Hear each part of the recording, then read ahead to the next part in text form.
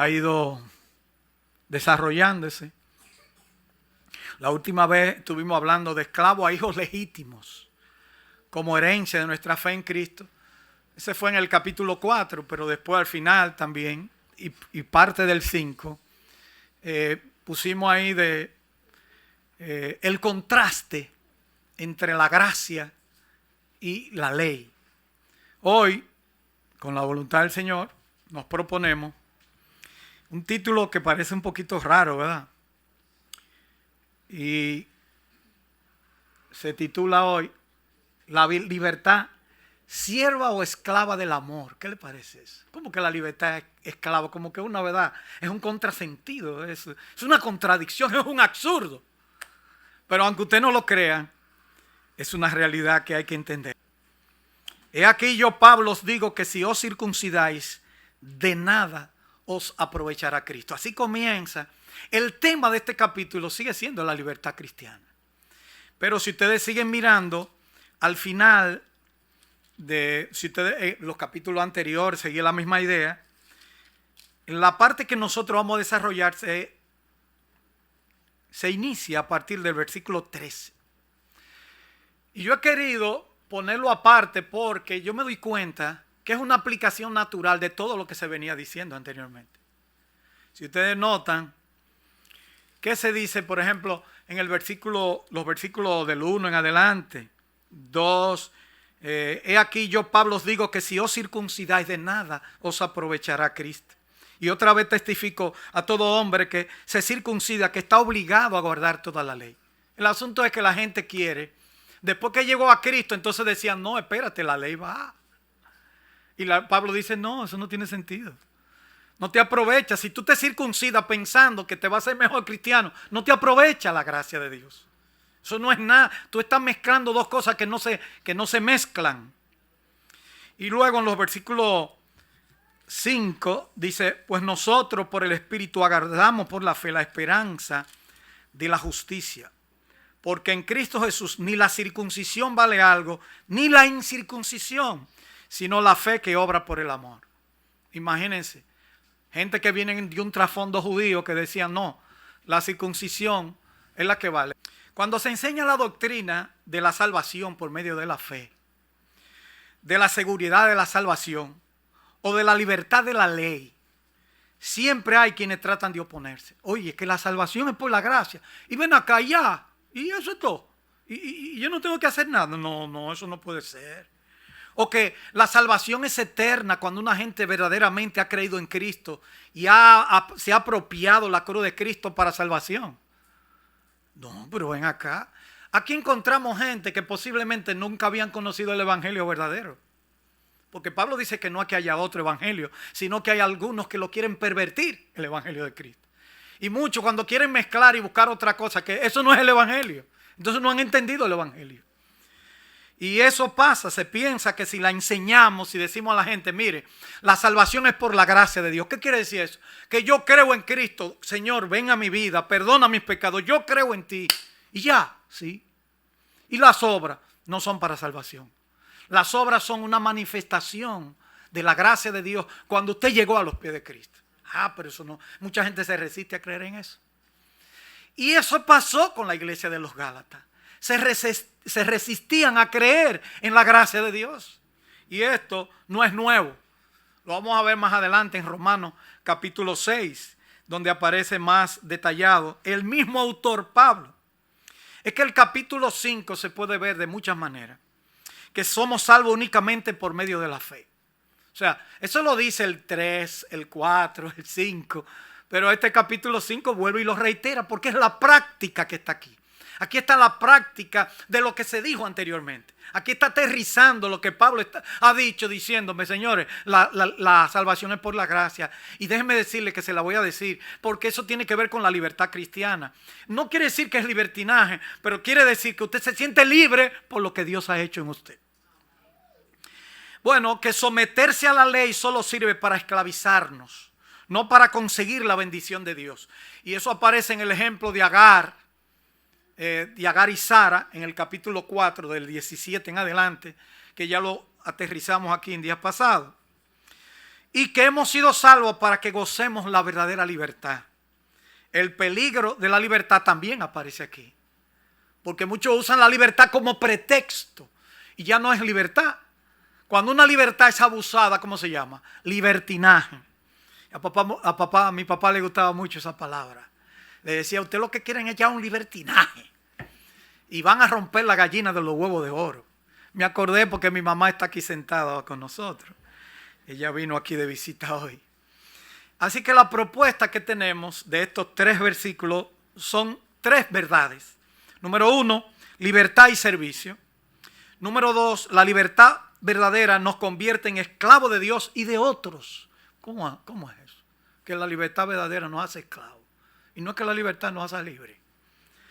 Bueno, cuando uno conoce la verdad y sabe, uno antes era esclavo del pecado, pero ahora de corazón se entregó a otra cosa. Entonces, somos esclavos para otra cosa. Y el tercer punto, lo contrario a la libertad, que es lo que aparece aquí. Libertad y servicio. Libertad verdadera nos hace esclavos de otro. Dice el versículo 13, el capítulo 5.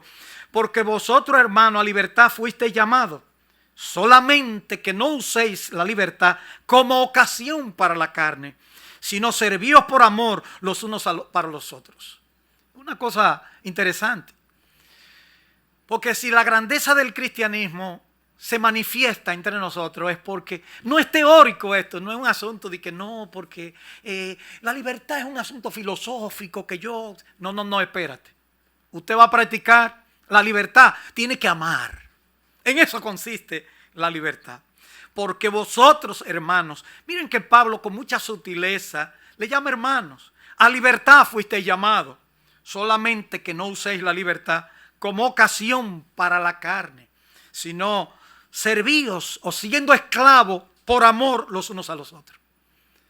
Puse la palabra entre paréntesis esclavo porque la palabra original que aparece ahí no es una palabra sirviente. Hay varias palabras en la Biblia. Por ejemplo, diácono es una palabra que significa servidor. La palabra diáconos. Pero la palabra que aparece para siervo es la palabra doulos en griego, que significa esclavo. Y que con los años se ha ido refinando. Y siempre en la iglesia hay un hermano que le dicen el siervo. Pero un día no le diga esclavo porque entonces él lo malinterpreta. Pero es lo mismo. Lo que pasa es que con el tiempo la palabra esclavo ya tenía una connotación negativa y peyorativa.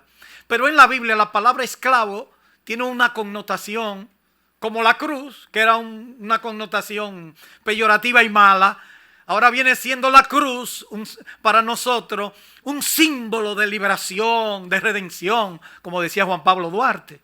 No es la cruz el símbolo de padecimiento, sino que es el signo, o al revés, el símbolo de la redención. Así que esa es la pura realidad. Cuando nosotros vemos esa realidad, en la teología de Pablo, ¿cómo ve Pablo la esclavitud?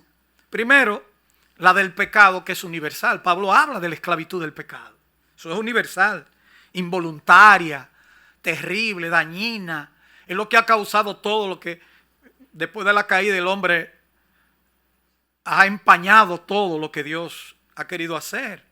Y por eso tuvo que enviar a Jesucristo para arreglar lo que el hombre dañó en la caída, en el pecado original, como se llama, en la representación de Adán y Eva, que pecaron una vez, pero nosotros también hemos pecado, porque cuando yo era niño siempre me incomodaba cuando decía, pero si Adán y Eva no hubieran pecado.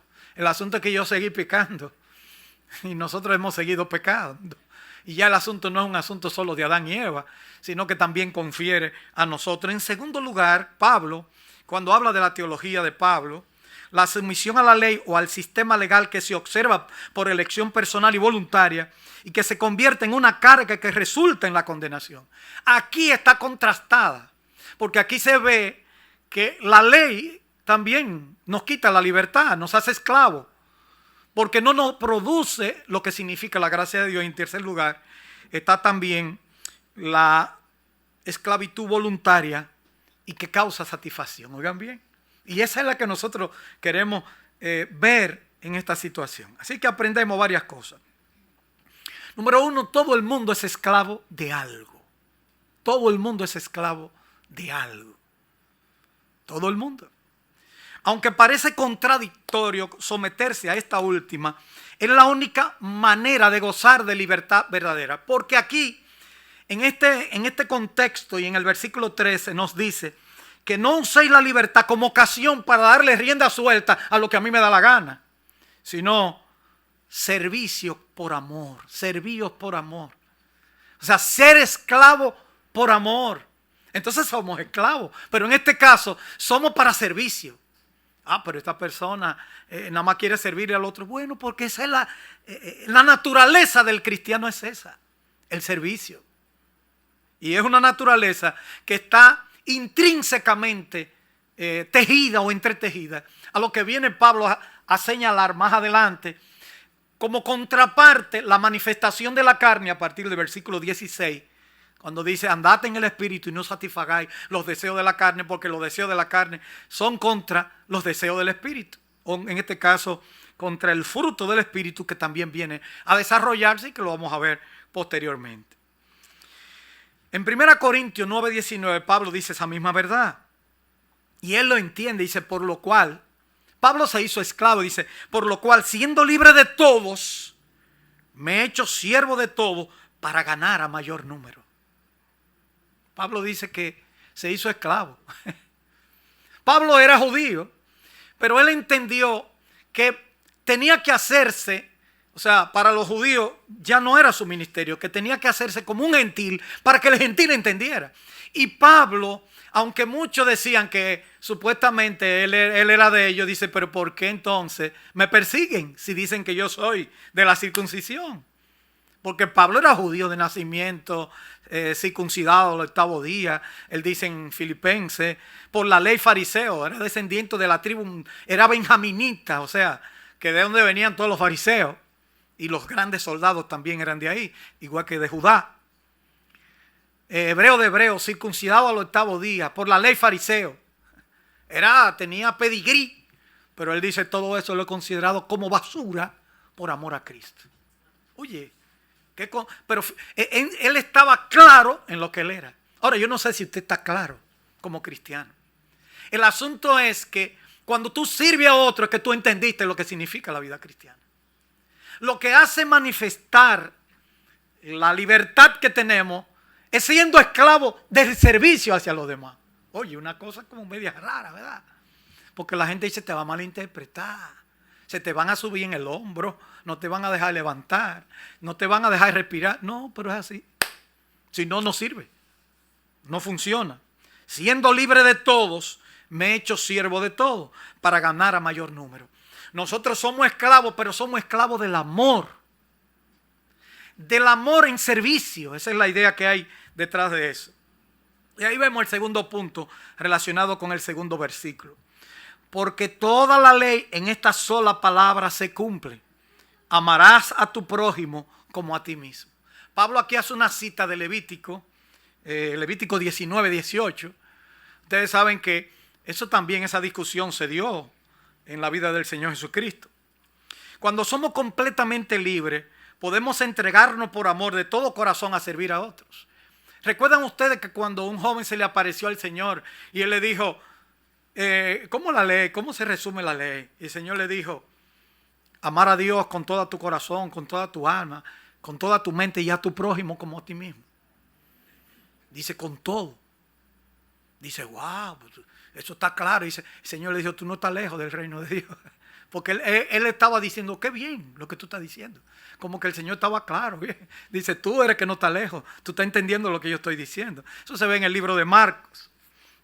Así que cuando somos completamente libres, podemos entregarnos por amor de todo corazón a servir a otros. Lutero dijo, el cristiano es un amo totalmente libre, sujeto a ninguno. El cristiano es un siervo totalmente endeudado, sujeto a todos. Lutero era medio especial. Él escribió un libro que se llama La esclavitud de la voluntad.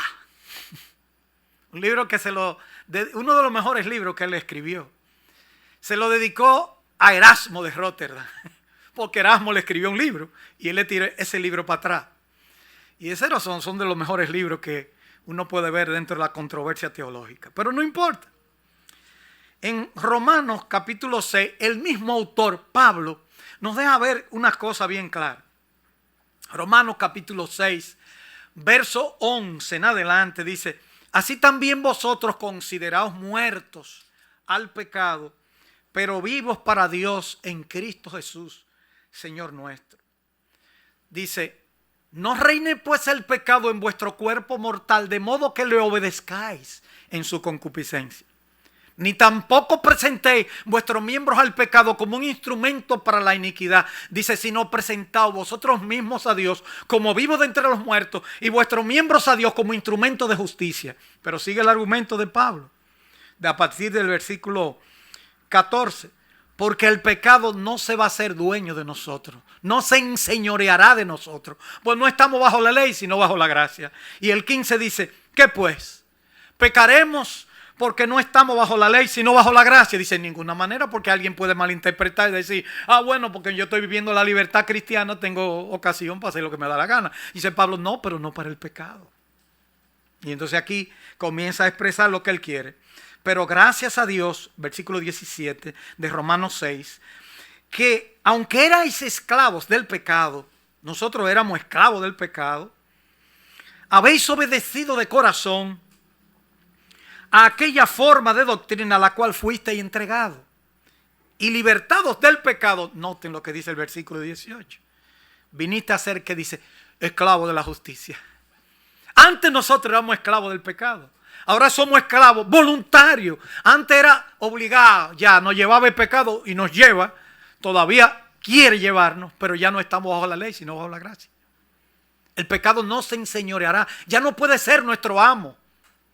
Ya nosotros somos esclavos voluntarios, pero de la justicia y de corazón. Esa es la libertad que disfrutamos, porque lo hacemos de corazón y no a regañadiente como cuando servíamos al pecado. Sigue diciendo Pablo: hablo como humano por vuestra humana debilidad, que así como para iniquidad presentasteis vuestros miembros para servir a la inmundicia y a la iniquidad, así ahora para santificación presentad vuestros miembros para servir a la justicia. Porque cuando erais esclavo del pecado, era libre acerca de la justicia. Pero ¿qué fruto tenías de aquella cosa de las cuales os avergonzáis? Porque el fin de aquellas cosas que eran del pecado cuando éramos esclavos, muerte. Y ahora, ¿qué dice? Versículo 22. Mas ahora, pero ahora, que habéis sido libertados del pecado, ¿qué tenemos? Dice: y hecho esclavo de Dios, o hecho siervo de Dios, dice: tenéis por vuestro fruto la santificación y como fin la vida eterna. Y en ese contexto es que dice: porque la paga del pecado es la muerte, pero la dádiva de Dios es vida eterna en Cristo Jesús, Señor nuestro. Es el mismo Pablo que nos presenta esa verdad en Romanos capítulo 6. Y cuando uno se da cuenta, es que ¿cuál es el fuego que hace que esa libertad esclava del amor? ¿Qué es lo que enciende eso? Bueno, la libertad verdadera es motivada por el amor. En contraste con la circuncisión como señal de la obediencia a la ley, Pablo indica que el amor es la señal de la santificación por fe. Se me va a circuncidar. No, el Señor dice: la señal que nosotros tenemos no es de circuncisión, el amor. Y una santificación por fe. Porque el cristiano tiene que vivir en una santificación progresiva. Cuando llegamos a Cristo, nos declara santo el Señor, pero también nos dicen: sé santo como yo soy santo. Y ser continuamente, es decir, una santificación que va renovándose cada día. Y todo creyente debería pensar en esa santificación progresiva, que se produce a través de una esclavitud en relación con la justicia. Así es que el apóstol ha venido entendiendo o defendiendo la libertad cristiana y ahora demuestra que no es lo mismo que el libertinaje, y por eso la aterriza con el versículo siguiente. El cristiano es esclavo de una nueva ley. ¿Y cuál es esa ley? La del amor.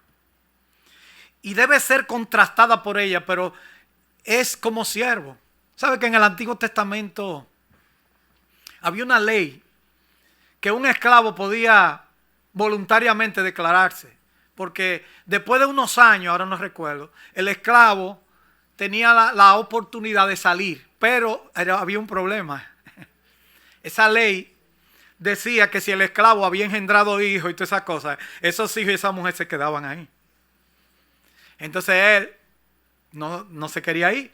Y entonces él podía optar, él se podía ir y sea libre y dejaba a su familia, o se declaraba esclavo voluntario.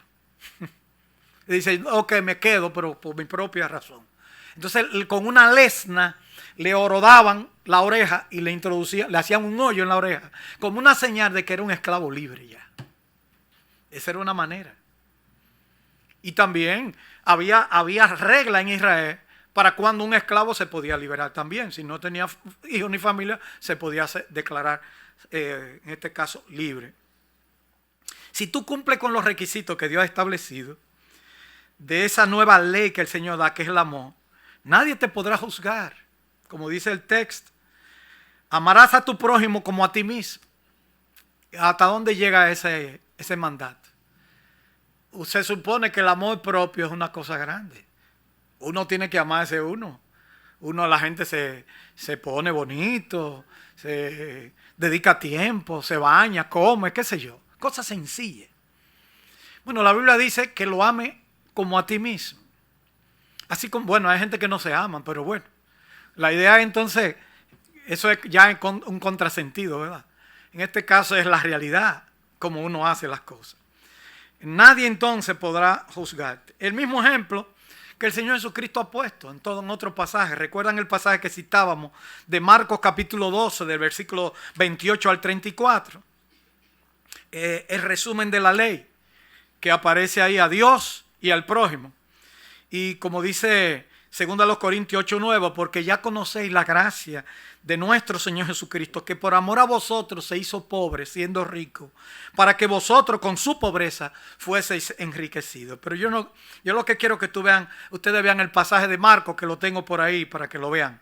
Dice Marcos 12:28, acercándose uno de los escribas que los había oído disputar y sabía que le había respondido bien, le preguntó, ¿cuál es el primer mandamiento de todo? Jesús le respondió, el primer mandamiento de todo es, oye Israel, el Señor nuestro Dios, el Señor uno es. Y amarás al Señor tu Dios con todo tu corazón y con toda tu alma y con toda tu mente y con toda tu fuerza. Este es el principal mandamiento. Y el segundo es semejante, dice, amarás a tu prójimo como a ti mismo. No hay otro mandamiento mayor que estos. Entonces el escriba le dijo, bien maestro, verdad has dicho, que uno es Dios y no hay otro fuera de él. Y el amarle con todo el corazón, con todo el entendimiento, con toda el alma y con toda la fuerza, y amar al prójimo como uno mismo, es más que todos los holocaustos y sacrificios. Y el Señor le dijo, tú no estás lejos del reino de Dios. Cuando una gente entiende lo que significa el evangelio, es la misma idea que Cristo está presentando. Es la misma idea. La misma idea que aparece en el evangelio de Marcos como tal. Y ahí entonces aterrizamos luego con el tercer punto. Lo contrario a la libertad real es la destrucción. ¿Qué pasaría si yo me niego a cumplir con este pasaje? Primero, no entendí el evangelio. Y segundo, ¿cuál es la consecuencia? Versículo 15. Pero si os mordéis y os coméis unos a otros, mirad que también no os consumáis unos a otros. A veces uno dice, pero ¿cómo puede ser que entre creyentes se saquen la tripa? ¿Entiende la idea? Es como decir que entre hermanos se matan, ¿verdad? Mi mamá está aquí y decía a veces, ¿tú sabes lo que es eso? Que salga en el periódico que un hermano mató a otro. Pero ella decía una cosa por una tontería, pero yo no voy a decir cuál era la tontería que ella decía. Por una tontería. Y se ponía en el medio a veces y uno no se atrevía, ¿verdad? Porque imagínense, en una casa de muchos varones, eso se armaba a cada rato. Y eran pleitos buenos, situaciones difíciles. El lenguaje que aparece aquí es un lenguaje de los animales. Si os mordéis y os coméis unos a otros, mirad que también no consumáis unos a otros. ¿Cuál es la consecuencia de actuar carnalmente? A veces nosotros peleamos por cosas que no debemos pelear. Ni siquiera algo fundamental, que tiene que ver de vida o muerte, sino que peleamos por tonterías, que esto, que lo otro. A veces hay iglesias que se dividen por tonterías. Esta iglesia ha sufrido también estas situaciones. Y muchas iglesias han sufrido. Pero por tonterías, que usted dice, ¿pero y por qué? Pero, no. ¿Y por qué te vas? No, porque yo me quiero ir. ¿Pero por qué te vas? ¿Qué pasó? No sabe. El asunto es El que hace su propia voluntad y vive como le place se queda sin nada. ¿Qué hacen los animales cuando se pelean? Al fin y al cabo, se despedazan entre ellos. A veces, en la cultura dominicana, nosotros vemos, nunca es, pero he presenciado, pero llama la atención cómo los gallos se pelean. Y los gallos no paran. Hay que quitarlo porque ellos es hasta que se mueran. Y entonces aprovechan eso. Y esos gallos que se llaman de calidad, que eso es muerto mejor. Y así muriendo, se tiran la patada y matan otro. Allá de piso, ¡pa! Matan. Tiene un instinto. Bueno, Pablo usa aquí el lenguaje animal y dice, mire, al fin y al cabo, no sean como los animales. Que al fin y al cabo pierden los dos. Porque dice, bueno, ese gallo que también mató a otro, que también mueren y por lo regular terminan tuertos y con muchísimas secuelas. Y que ya después no pueden ni... Y ahora me sorprende porque antes peleaban gallos viejos y lo pelaban y lo ponían. Me han dicho, usted sabe que yo no, yo de gallo no sé ni pío. Pero uno a veces tiene gente que viven de eso y eso es un negocio aquí. Un negocio un poquito fuerte, pero bueno, negocio al fin. Ahora tienen que ser gallitos tiernos, no pueden ser muy viejos. Y ya no le quitan todos los pelos, sino que le dejan alguna, bueno, la pluma. Entiéndame la palabra pelo aquí. Porque lo pelaban antes y le dejaban nada. Y usted veía, ya no. Ya ahora lo dejan un poquito con cosas. No son viejos. Le ponen sus espuelas, hay que ponerle porque es una armadura para ellos. Y ahí es que lo echen. No pueden ser viejos. Si son viejos, y es por peso, siempre ha sido así, pero bueno. Pero al fin y al cabo, ¿qué es lo que se consigue? Lo que la gente anda buscando dinero con eso, porque no hay otra cosa. Pero como animales se matan y no queda nada. Pablo aquí hace una ilustración un poquito fuerte. Dice, pero si os mordéis y os coméis unos a otros, mirad que también no os consumáis unos a otros. Al fin y al cabo, si de verdad usted ama a su prójimo, el propósito suyo no es que usted comérselo vivo y dejarlo mutilado. O sea, como hermano, si usted ve que usted le va a hacer daño a otro, dígale, hermano, tal vez este pleito no nos favorece. Tal vez lo mejor sería para mantener siempre el amor y el compañerismo, ponernos de acuerdo, buscar una manera amistosa. Ahora se usa mucho que la gente dice que se divorcia, pero quedan bien. Ellos hablan. Pero los divorcios no son buenos, ninguno. Eso es un problema. Pero si os mordéis en la vida cristiana y os coméis unos a otros, mirad que también no os consumáis unos a otros. ¿Sabe que hay un hermano que escribió un libro con ese título de ese versículo? Adelante. Pero ¿qué pasa? Que yo voy al libro buscando que va a comentar todo ese versículo en todo su libro. Llama la atención que ese versículo es el bosquejo de toda la vida cristiana. Y él toma eso como bosquejo para decir cómo debe vivirse la vida cristiana. Y cómo entonces como cristianos nos llama la atención de que el discipulado tiene que ser vivido en un contexto de amor y de compañerismo cristiano.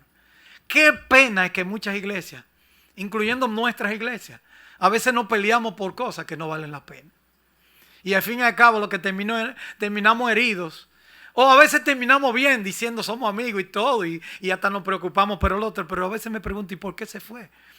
Ahora hay que entender que en las iglesias de hoy, la gente busca las iglesias no porque quiere muchas veces servir al Señor, sino porque el estatus, hay iglesias que dan estatus, ¿ustedes sabían eso?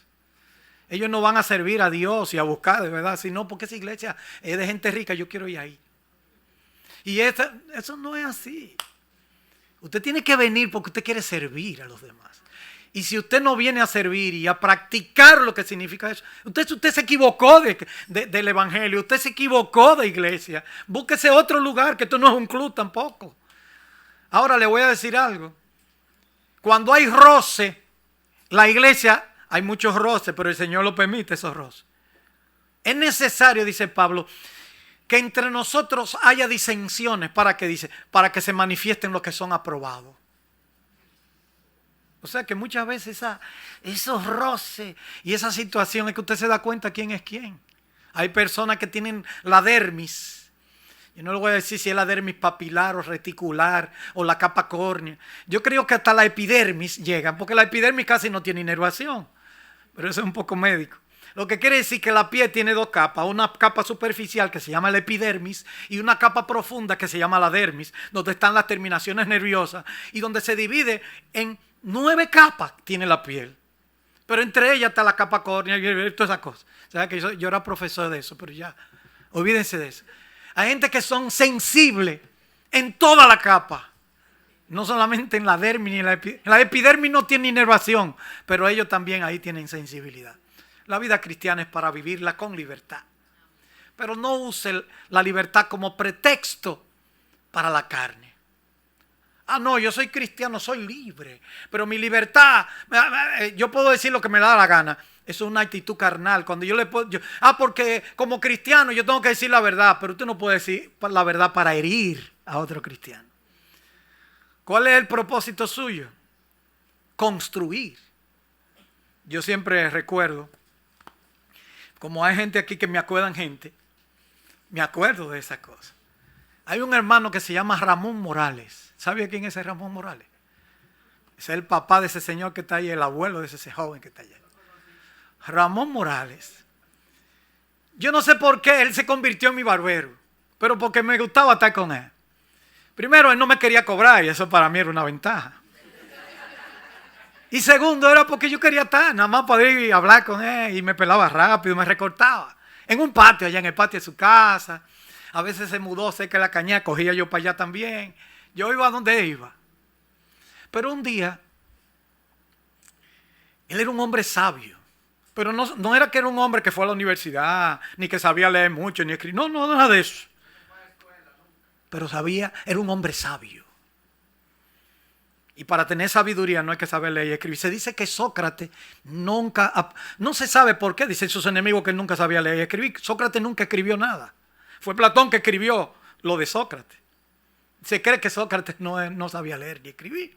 Pero bueno, un día me está recortando y me dice, él me decía, hermano Juan, yo quiero decirle algo. Yo le decía, bueno, qué raro. Y me va a decir, ¿por qué tiene que decirme que me quería decir algo? Yo dije, pero dígame, hermano Mon. Dice, no, pero yo quiero estar seguro de algo. Tú no te vas a ofender. Bueno, pero ¿y qué es lo que usted me quiere decir? No, pero yo quiero estar seguro de eso. Oye, qué lío este. Pero duró como 5 minutos. Al final le dije yo, dígame lo que usted quiera. Porque ya, lo que usted me diga ya, porque me di cuenta que la intención que él tenía no era ofenderme. Entonces eso es importante. Cuando tú vas a corregir algo y vas a ayudar a alguien, hazlo no con el propósito de que esa persona se ofenda contigo, sino que se dé cuenta que tú lo amas. ¿Entiendes lo que quiero decir? Bueno, yo no le voy a decir lo que él me dijo. Solamente quiero decirle que yo no dije nada, yo le dije gracias. Yo solo le dije gracias. Y de verdad que tenemos que aprender que aunque seamos cristianos y tenemos libertad, la libertad no nos da a nosotros ocasión para decir, no, yo soy así, yo digo la verdad.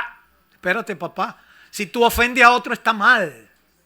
Dile la verdad al otro, pero dísela, échale el brazo. Ven acá, mi hijo. Y más, muchos de aquí son profesores, tienen hijos pequeños, tienen nietos. A los nietos sí le hablamos bien, ¿verdad? Ven acá, mi hijo, no, pero hágase de cuenta que son nietos los otros también. Y háblele con amor. La libertad cristiana debe vivirse no como libertinaje. No es ocasión para la carne, sino para amar. Y que los otros se den cuenta que nosotros lo amamos. Señor, gracias por tu palabra. Gracias porque son viva, eficaz, cortante. Gracias porque estos últimos 3 versículos de esta parte del capítulo 5 nos dejan ver qué significa tener libertad en Cristo. Ayúdanos entonces a vivir la vida cristiana siendo esclavo del servicio y del amor, pero voluntario de corazón. Guíanos, te los pedimos. Ayuda a esta iglesia, Señor, que sea una iglesia madura, que sea una iglesia donde cada uno de estos hermanos que están aquí crezcan pensando que lo más importante es agradarte a ti. Y que y que solamente agradarte a ti, necesita todo hacerlo en una actitud de humildad y de amor. Ayúdanos a nosotros como predicadores, como pastores, a hacer las cosas también en amor. Te lo pedimos en el nombre de Jesucristo, tu Hijo amado. Amén.